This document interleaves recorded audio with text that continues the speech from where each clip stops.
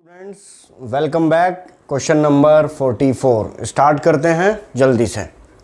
A male nurse reminds a client that it is time for group therapy. The client respond by yelling at the nurse, you are always telling me what to do, you are always telling me what to do just like my father. This client response is an example of. ये लीजिए एक और question आ गया है defence mechanism का, जल्दी से solve कर दें। Regression, transference, reaction formation and counter transference eliminate करें और ऑप्शन को सही लाइव चैट विंडो में जल्दी से पुट कीजिए। टाइम स्टार्ट होता है अब।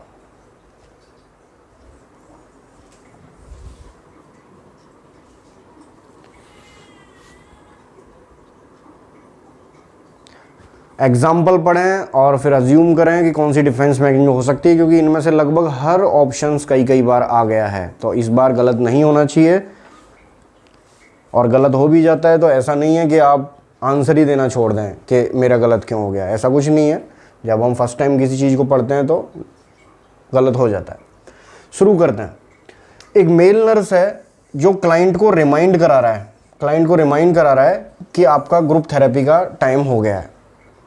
और क्लाइंट चिल्लाते हुए, येल करते हुए, नाराज होते हुए नर्स को बोल रहा है कि you are always telling me what to do, कि मुझे क्या करना है, कब करना है, कैसे करना है। तुम हमेशा ऐसा कहते हो जैसे कि मेरे फादर मुझ पे चिल्लाते थे या जैसा कि मुझे हर बात के लिए वो बोलते थे। कौन सी डिफेंस मैकेनिज्म हो सकती है? Past pattern of behaviour use करना, जैसा हम बचपन में यूज करते थे विश फुलफिलमेंट के लिए रिग्रेशन होता है। ऐसा तो कुछ लग ही नहीं रहा कि पास्ट टाइम का बिहेवियर वो यूज कर रहा हो। Wrong answer. काउंटर ट्रांसफरेंस, देखिए ट्रांसफरेंस और काउंटर ट्रांसफरेंस दो हैं, तो इन दोनों की बात हम एक साथ कर लेंगे। रिएक्शन फॉर्मेशन, सोशली एक्सेप्टेबल जो एक्चुअल चीज है उसके अपोजिट बोलना, जो सोशली एक्सेप्टेबल हो, भले ही वो उसके लिए सच हो या नहीं हो।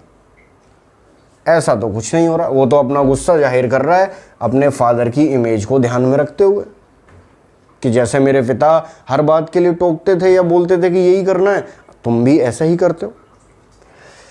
ट्रांसफरेंस का क्या मतलब? तो ये भी आंसर नहीं है। ट्रांसफरेंस का मतलब किसी व्यक्ति की इमेज को ध्यान में रखते हुए नए लोगों से वैसा व्यवहार करना जैसी उस व्यक्ति की आपसे शक्ल, सूरत, आवाज मिलती है। पहले भी हम बात कर चुके हैं ट्रांसफरेंस पे।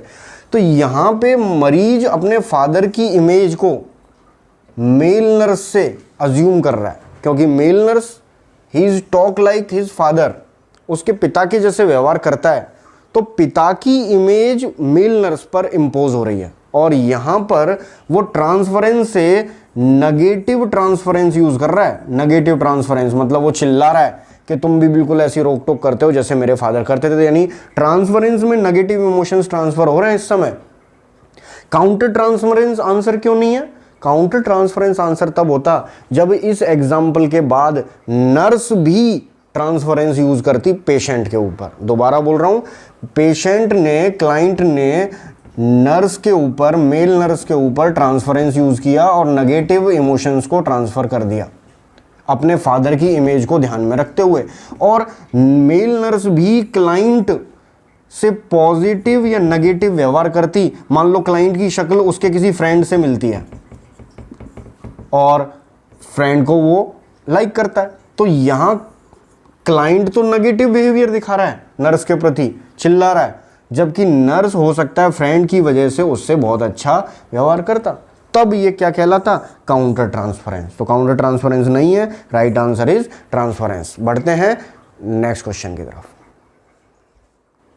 चलिए स्टार्ट करते हैं हमारा आज का last question. In psychiatric nursing the most important tool the nurse brings to helping relationship is oneself and a desire to help, knowledge of psychopathology, advanced communication skills, years of experience in psychiatric nursing and milieu management. Time starts now.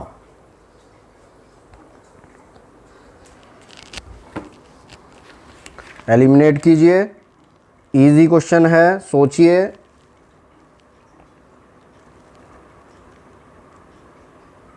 Most important tool आपको ढूंढना है। Helping relationship, nurse patient relationship की बात हो रही है again.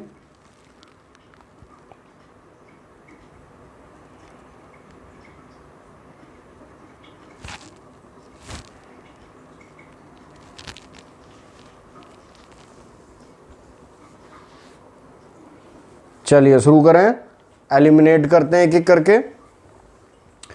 वैसे तो लगभग सभी आंसर सही लग रहे हैं, बट इसका आंसर आप समझ गए होंगे।